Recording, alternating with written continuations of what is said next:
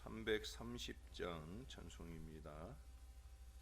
330장 찬송입니다.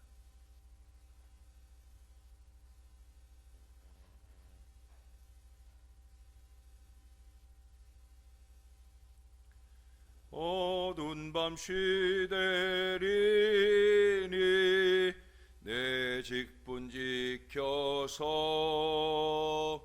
찬 이슬 맺힐 때에 일찍 일어나 해 돋는 아침부터 힘써서 일하라. 일할 수 없는 밤이 속히 오리라. 어두운 밤 시대리니 내 직분 지켜서 일할 때 일하면서 놀지 말아라. 낮에는 수고하나 쉴 때도 오겠네. 일할 수 없는 밤이 속히 오리라. 어두운 밤 시대리니 내 직분 지켜서 일할 때 일하면서 놀지니라고. 이 빛이 다하여서 어둡게 되어도 할 수만 있는 대로 힘써 일하라. 아멘. 그 다음 찬송 한 장 더 합니다. 331장 찬송입니다. 영광을 받으신 만유의 주여, 우리가 명령을 따르리라. 베푸신 은혜를 감사히 알고 진실한 마음으로 섬기겠네. 구주의 은혜 주시는 대로 영원히 받들어 섬기겠네. 찬송하겠네, 찬송하겠네. 생명을 주시는 구주로다. 구주를 높이고 잘 공경하여 온유한 마음으로 섬기리다. 주 예수 안에서 즐거워하며 충성을 다하여 섬기겠네. 구주의 은혜 주시는 대로 영원히 받들어 섬기겠네. 찬송하겠네, 찬송하겠네. 생명을 주시는 구주로다. 예수를 믿고서 늘 사랑하여 참 기쁜 마음으로 섬기리다. 온 마음을 드리고 늘 순종하며 구주를 영원히 섬기겠네. 구주의 은혜 주시는 대로 영원히 받들어 섬기겠네. 찬송하겠네,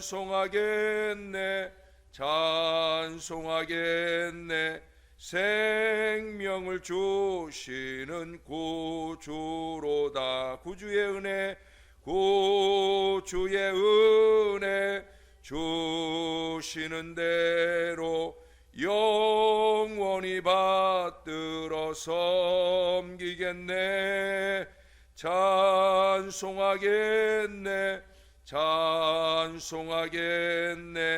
생명을 주시는 구주로다. 아멘. 기도하겠습니다. 좋으신 아버지, 우리가 참으로 우리의 삶 전부를 바쳐서 우리 구주 예수 그리스도를 영원히 높이며 사는 이 복된 인생을 잘 살고 싶습니다. 그래서 한 번의 찬송도 절대 소홀히 하지 않겠습니다. 열심 있게 주님을 높이고 경배하게 싸우니 우리의 찬양을 기뻐하시옵소서. 어느 순간 어느 때라도 우리의 헌신을 통해 영광을 받으시기 원하시는 그 주님 앞에 깨끗하고 아름다운 헌신을 드릴 수 있기 위하여 우리를 우리의 모든 죄로부터 정하게 하는 놀라운 은혜가 우리에게 날마다 넘치게 도와 주옵소서. 회개하고 또 회개하며 주님이 원하는 정결한 모습으로, 가장 신령한 모습으로, 가장 거룩한 모습으로 우리 아버지 하나님을 기쁘시게 하는 복된 신앙의 역사가 우리 안에 넘쳐날 수 있도록 은혜를 더하여 주시옵소서. 주님이 우리를 도우실 줄로 믿습니다. 감사드립니다. 예수님의 이름으로 기도합니다. 아멘. 예, 하나님 말씀입니다. 오늘도 마가복음 2장, 오늘은 12절에서 17절까지의 말씀입니다. 13절부터입니다. 미안합니다. 13절에서 17절입니다. 예수께서 다시 바닷가에 나가심에 큰 무리가 나왔거늘 예수께서 그들을 가르치시니라. 또 지나가시다가 알페오의 아들 레위가 세관에 앉아 있는 것을 보시고 나를 따르라 하시니 일어나 따르니라.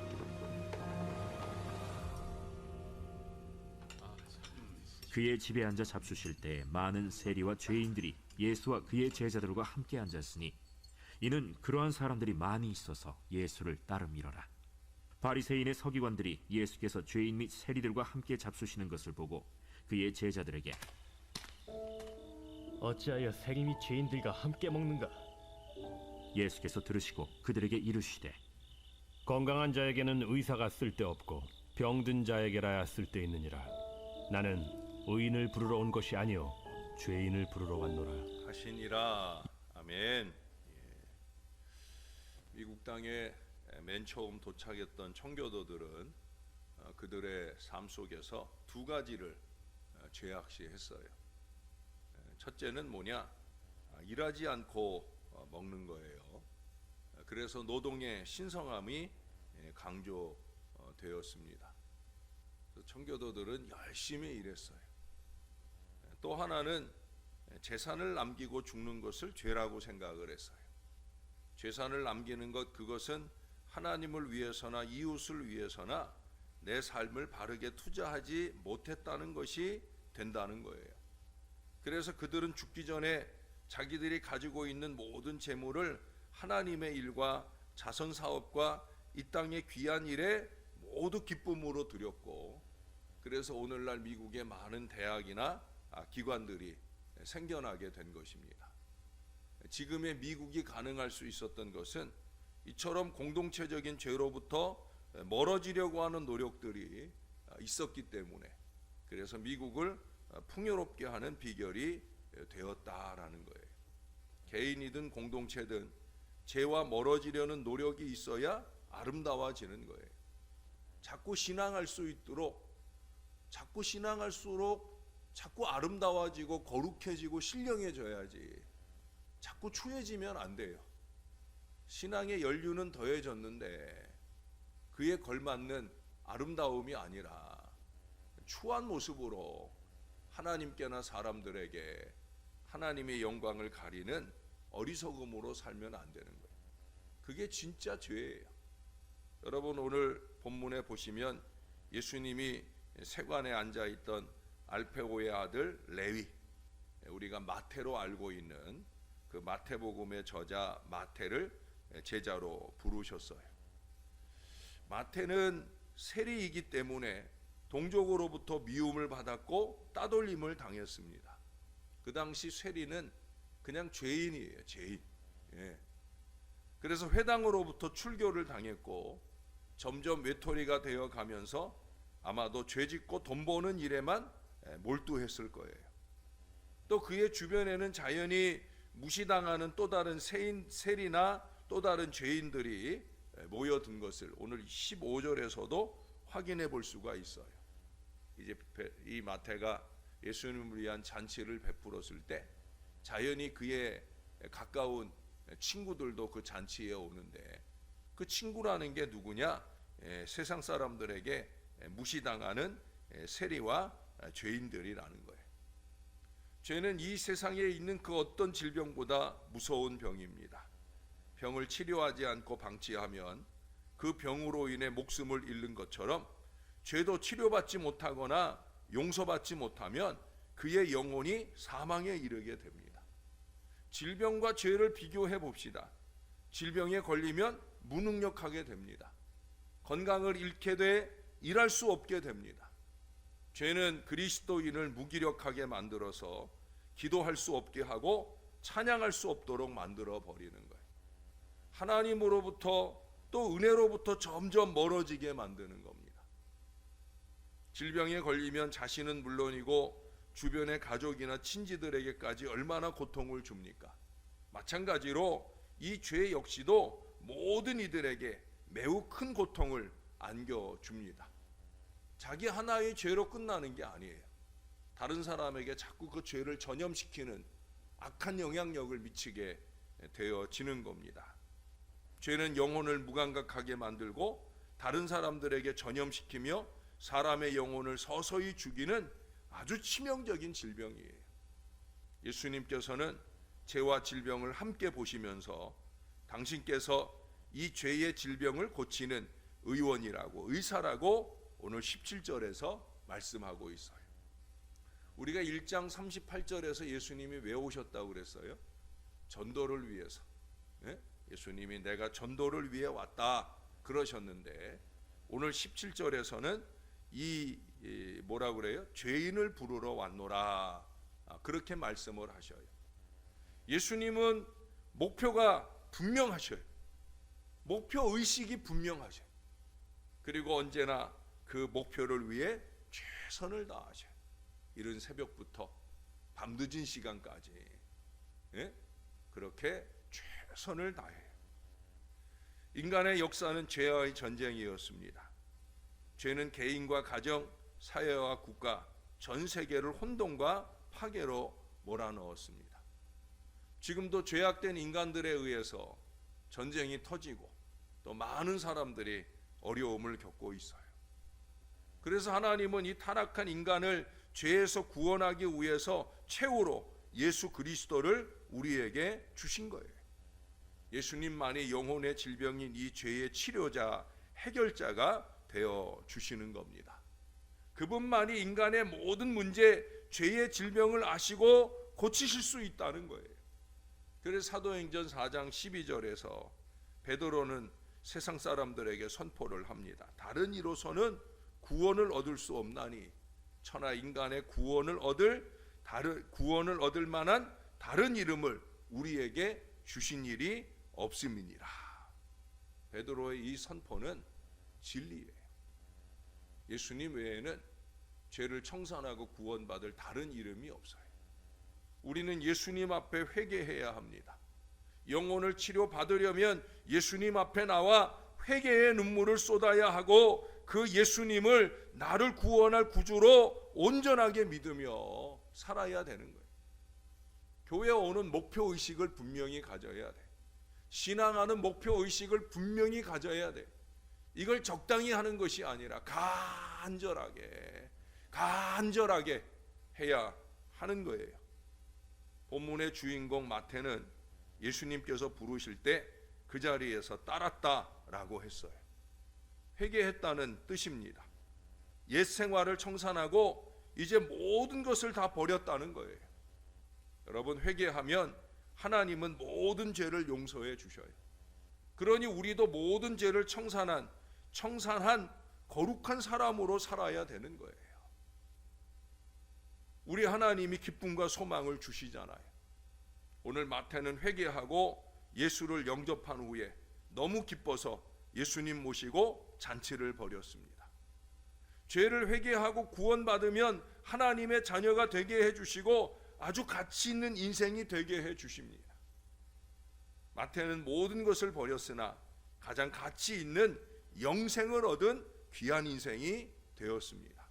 뿐만 아니라 세간에서 불의한 일을 위해 사용하던 그 펜으로 예수 그리스도의 생애를 기록하는 성경, 바로 마태복음의 저자가 되어 그래서 우리 후대에게 주님의 복음을 제대로 말할 수 있는 그런 귀한 일에 쓰임 받는 거예요.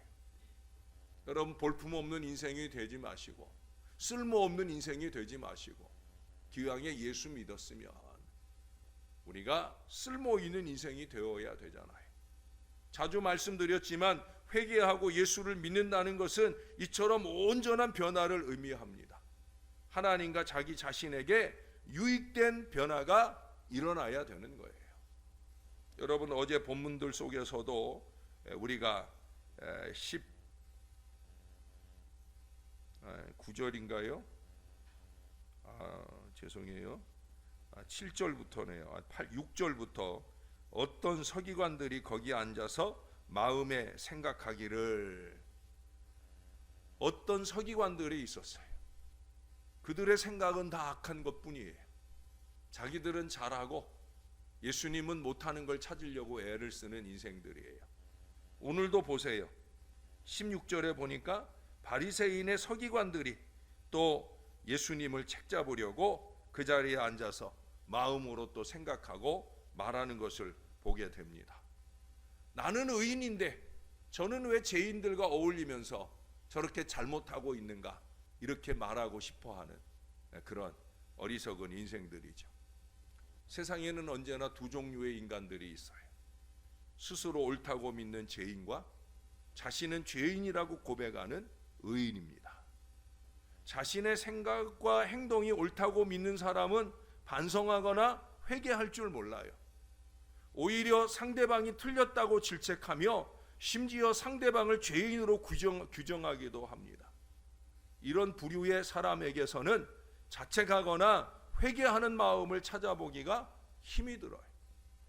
그들은 용서받는 은혜도 누릴 수 없어요. 이게 바리새인의 전형이고 서기관들의 전형이에요. 예수님이 가서 사역하시는 곳에는 죄인이 회개하여 구원받는 위대한 역사도 일어나지만 안타깝게도 스스로 의인이라 생각하는 어리석은 인생들의 죄를 잡으려고 하는 안타까운 모습들이 나타납니다. 그러나 여러분, 스스로 죄인임을 인정하면은 회개와 용서가 가능해집니다. 의인이 되는 축복도 함께 받을 수 있어요. 가정이나 직장이나 사회생활에서 또는 교회에서 갈등을 피할 수는 없어요. 이런 상황에서 어느 한쪽만이 옳다고 독불장군식으로 밀고 나간다면 해결책을 찾기가 어렵습니다. 왜 그래요? 상대방을 죄인화해야 내가 옳다고 주장할 수 있기 때문에 이 서기관들처럼 계속해서 상대방이 죄인인 걸 꼽아내려고 애를 쓰거든요. 그러니 그 갈등은 끊임없이 더 이어지게 되는 거예요. 그걸 풀어내는 비결이 뭔지 아십니까? 나는 죄인이다. 나는 죄인입니다. 라는 마음이에요. 나는 죄인입니다. 나는 잘못하고 있습니다. 내 예배 생활은 문제가 있습니다. 내 기도 생활은 문제가 있습니다. 나는 하나님 보실 때 죄인입니다. 나는 예배에 오는 분명한 목표의식이 없고, 나는 기도에 무릎을 꿇는 분명한 신앙의식이 없고, 그래서 나는 게으르고 나태하게 예배 아닌 예배를 신용하고 기도 아닌 기도를 신용하며 사는 나는 죄인입니다. 그러고는 그 죄를 청산해야 되죠. 이제는 그것들 버려 던지고 이제는 예수님을 제대로 따라가야 되죠. 주님이 원하는 더 거룩하고 더 쓸모있는 기도의 인생, 예배의 인생, 헌신의 인생으로서 이제는 새롭게 살아야 됩니다. 사랑하는 여러분, 항상 예수님께 나와서 회개하고 그분을 나의 구주로 믿음으로써 우리의 영혼이 치료받고 구원에 이를 뿐만 아니라 하나님과 그의 나라를 위해 귀하게 쓰임받는 거룩한 인생들이 다 되시기를 우리의 구주가 되시는 예수님의 이름으로 간절히 축원합니다. 기도하겠습니다. 좋으신 아버지, 아버지의 은혜를 감사합니다. 우리가 다시 한 번 더 죄인이며 그 죄 가운데 구원받은 주님의 자녀인 것을 깨닫게 해주시니 감사합니다. 정말 제대로 잘 살고 있는지요? 주님이 보실 때 그래 너는 확실히 내 자식이다. 언제나 너에게 준 나의 사명의 목표를 위해 최선을 다하되 간절히 노력하는 너는 참으로 나의 자녀요 나의 제자이다 라고 인정받을 모습들이 과연 우리들에게 있는지요? 하나님 늘 돌아보고 늘 자책하면서 주님 앞에 회개하기를 소원합니다. 더 주님이 원하시는 대로 쓸모있는 인생, 나를 부르신 부름에 합당하게, 나의 가정을 부르신 부름에 합당하게, 나의 교회를 부르신 부름에 합당하게 우리가 제대로 쓰임받고 있는지 주님 앞에 늘 점검하고 새롭게 되어지며 아버지의 그 귀한 뜻, 귀한 역사를 열어가는 소망의 인생으로 잘 쓰임받기를 소원하는 그 마음으로 하나님 앞에 행하게 도와 주시옵소서. 한 번의 예물을 드릴 때에도 한 번의 찬송을, 한 번의 기도를, 한 번의 예배를, 한 번의 헌신을 드릴 때에도 언제나 나의 간절함으로 행하게 하셔서 그 모든 일들로 통하여 하나님이 영광을 받으시고 하나님의 나라를 확장하게 하는 놀라운 역사에 쓰임받게 도와 주옵소서. 죄인이고 세리였던 마태가 하나님 앞에 부름받으며 자기와 함께 죄인이었던 자기의 동료들을 예수님 앞에 끌어옵니다. 친하기 때문에만 끌어온 것이 아니라 예수를 알라고, 예수를 믿으라고 그렇게 열심 있게 예수 품 안으로 인계하려고 온 줄로 믿습니다. 우리에게 이 마음을 주시옵소서. 내가 구원받은 은혜를 감사할 뿐 아니라 이 구원의 은혜 안에 우리의 사랑하는 가족들, 이웃들을 끌고 오는 거룩한 은혜가 우리 안에 넘치게 도와 주옵소서. 이를 위해서 잘 살기를 원합니다. 교회에서도 잘 살아내고 가정에서도 세상에서도 제대로 잘 살아내는 거룩한 신령한 지남철로 아름답게 쓰임받을 수 있도록 우리를 붙들어 주옵소서. 자꾸 자기를 아끼고 가족을 아끼느라고 예배로부터 사람들을 밀어내지 말게 하시고 사람들을 열심 있게 주님 앞으로 함께 나와 예배할 줄 아는 거룩한 신앙, 아름다운 신앙, 부름받음에 합당한 신앙 늘 되도록 우리를 도와 주시옵소서. 오늘도 우리 최윤정 권사님 감사 예물과 여러 물질을 올려드리나이다. 기쁨으로 흠양하시고 영광 받으시옵소서. 언제나 무명으로 주님 앞에 예물을 올려드리는 이 귀한 손길을 주께서 기억해 주시고 칭찬하시고 하나님께서 영광 받으시는 대로 많은 은혜를 채우시고 또 채워 주시옵소서. 기도에 응답받는 신령한 신앙을 살도록 역사를 더하여 주시옵소서. 감사드립니다. 예수님 이름으로 기도합니다. 아멘.